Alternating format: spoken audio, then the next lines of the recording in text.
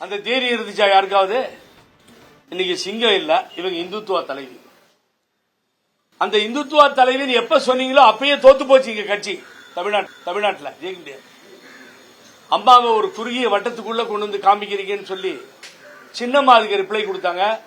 அதை நான் வரவேற்கிறேன், நாங்கெல்லாம் பாராட்டுறோம். ஏன்னா அது மாதிரி இடங்கள்ல நாங்க விடாம பேசணும். ஆகவே என்னுடைய தலைவியை இழிவுபடுத்துகிறார்கள், தலைவர் உருவாக்கிய இயக்கத்தை இழிவுபடுத்துகிறார்கள். விட்டு இனிமேல் அண்ணாமலை மாதிரி யாரும் பேசவே முடியாது. விட்டு பிளாஸ் பண்ணி விட்டார்.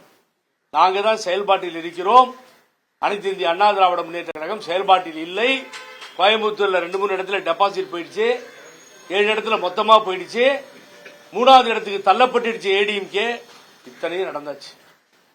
நான் வேண்டி கேட்டுக்கிறேன், கடுமையா பேசியிருக்கோம். நானும் பழனிசாமியும் கேசி பழனிசாமி அண்ணன் கருத்துக்களை சொல்லியிருக்காங்க.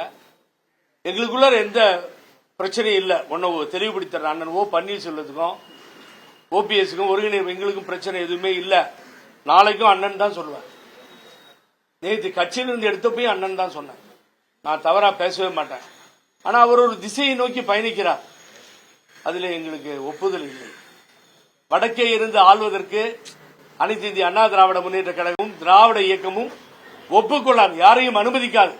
அந்த தலைவர்களைத்தான் நாம் பெற்றோம், அவர்கள் அதைத்தான் சொல்லிக் கொடுத்தார்கள். இந்திய நாடு என்ன தீர்ப்பு வழங்கியதுன்னு உங்களுக்கு தெரியும். ஆகவே இப்படிப்பட்ட சூழ்நிலை. ஆகவே யாரோ மொத்தமாக அனைத்து இந்திய அண்ணா திராவிட முன்னேற்ற கழகத்தை அழிக்க பார்க்கிறார், மொத்தமா முடிச்சிடணும்னு நினைக்கிறாங்க. ஏடிஎம்கேன்னு எடப்பாடி நினைச்சு திட்டினா நீங்க எடப்பாடிக்கு எது போய் சேராதுங்க. இன்னைக்கு இருக்கலாம், நாளைக்கு இல்லாம போயிடலாம். எடப்பாடி அந்த இடத்துல நான் இருக்கலாம், இல்லாம போயிடலாம். ஓபிஎஸ் இருந்தார், இல்லாம போலாம். பட் அனைத்து இந்திய அண்ணா திராவிட முன்னேற்ற கழகம்ன்றது புரட்சி தலைவர் எம்ஜிஆர் உருவாக்கப்பட்ட இயக்கம்.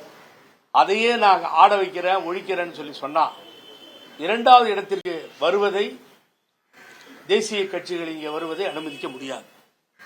இதுதான் எங்க பிரதான கொள்கை. இப்போ அதை ஏற்றுக்கொள்ள முடியாது. அதை தான் ரிசல்ட்டா கொடுத்துட்டாங்க தமிழ்நாடு மக்கள். 40 வெற்றி பெற்ற 40 வேட்பாளர்களுக்கும் எனது பாராட்டுகள். வெற்றி பெற வைத்த தமிழக முதல்வருக்கு கூட எனது பாராட்டுகள். நான் பின்னாடி போய் பேசுறதுக்கு தயாரா இல்லை. ஆனா போராட வேண்டியது திமுகவை எதிர்த்து. ஆனா அந்த ட்ராக் மாறி இப்போ என்ன பேச ஆரம்பிச்சிட்டு இருக்காங்க? பிஜேபிய நேர் எதிர்கட்சியா நினைத்து பேச ஆரம்பித்து விட்டார்கள். அப்ப பிஜேபி என்ன நினைச்சது? பிஜேபி வெர்சஸ் ஏடிஎம்கே இல்ல, பிஜேபி வெர்சஸ் டிஎம்கே.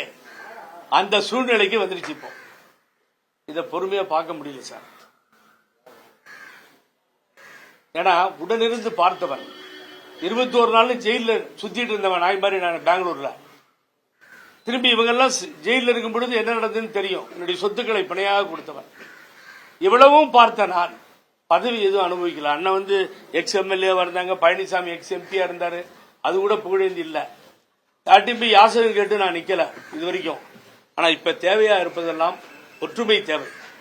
தயவு செய்து பழனிசாமி அவர்களே, உங்களை வேண்டி கேட்டுக் கொள்கிறேன். தகராறு பண்றதுக்காக நாங்க இப்ப இங்க வரல. மக்கள் வெளியில போக முடியல எங்களால. தமிழக மக்கள் சும்மா நீங்க பின்னாடியே வாங்க, நான் இறங்கி போறேன், தயவு செஞ்சு ஒற்றுமையா போங்கப்பா, அடிச்சுக்காதீங்கயா. உள்ள வேற வேற கட்சி வந்துரும் போல இருக்கு. நீங்க சொல்லுங்கய்யா, ஓபிஎஸ் சொல்லுங்க, இபிஎஸ் சொல்லுங்க, சின்னமாட்ட சொல்லுங்க, எல்லாரும் ஒன்னா சேர்ந்து போங்க. அப்படிங்கிறது காது பிச்சிட்டு போற மாதிரி 4 திசையிலும் இருந்து ஒழித்துக் கொண்டே இருக்கிறது பொதுமக்களும் கட்சி தொண்டர்களும். கட்சி தொண்டர்கள் கண்ணத்தை ரத்த கண்ணீர் விட்டுட்டு இருக்கான்.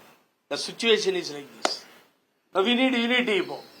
இப்போ எந்த கட்சி ஒருத்தர் சொல்றார், பொதுவா என்ன சொல்றாருன்னா, சேர்க்க முடியாது. என்னங்க பட்டாவா கொடுத்து பட்டா போட்டா கொடுத்தாச்சு சேர்க்க முடியாதுன்னு சொல்றதுக்கு அது இல்ல, அது வேண்டாம்.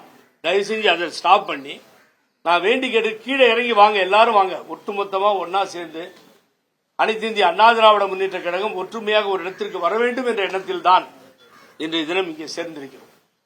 இதுல யார் வேணாலும் வரட்டும். லீடர்கள் சொல்றாங்க கீழர் கால் மேல வரலாம், முதலமைச்சரா வரலாம். அனைத்து இந்திய அண்ணா திமுகவில் அதான் தலைவரும் அம்மாவும் கொடுத்த ஒரு தீர்ப்புன்னு. அது நடக்கட்டும், யார் வேணாலும் வரட்டும். நீங்களே ஒரு நல்ல ஆளை செலக்ட் பண்ணுங்க, நாங்கெல்லாம் ஒத்துக்கிறோம். ஆனா ஒற்றுமை வேண்டும். அதுதான் இந்த ஒருங்கிணைப்பு குழுன்னு ஒரு பேனரை வச்சு ஜேசி அண்ணனுடைய ஆசையும் பழனிசாமி நாங்கெல்லாம் பேசி இங்க உட்கார்ந்துருக்கோம். பலர் தமிழகம் முழுவதும் இருந்து வருவார்கள். அது ஆதரவு உண்டு. ஆகவே அடுத்த கட்ட நடவடிக்கையாக அந்த பணியிலே நாங்கள் இறங்க போகிறோம். அதுல மாற்று கருத்தே இல்லை. நாங்க இறங்கி அதை நிச்சயமா சக்சஸ் பண்ணுன்ற நம்பிக்கை எங்களுக்கு இருக்கு. தோல்விகள் போதும், தோல்விகள் போதும். தொடர் தோல்விகள் தொடர்ந்தாகிவிட்டது.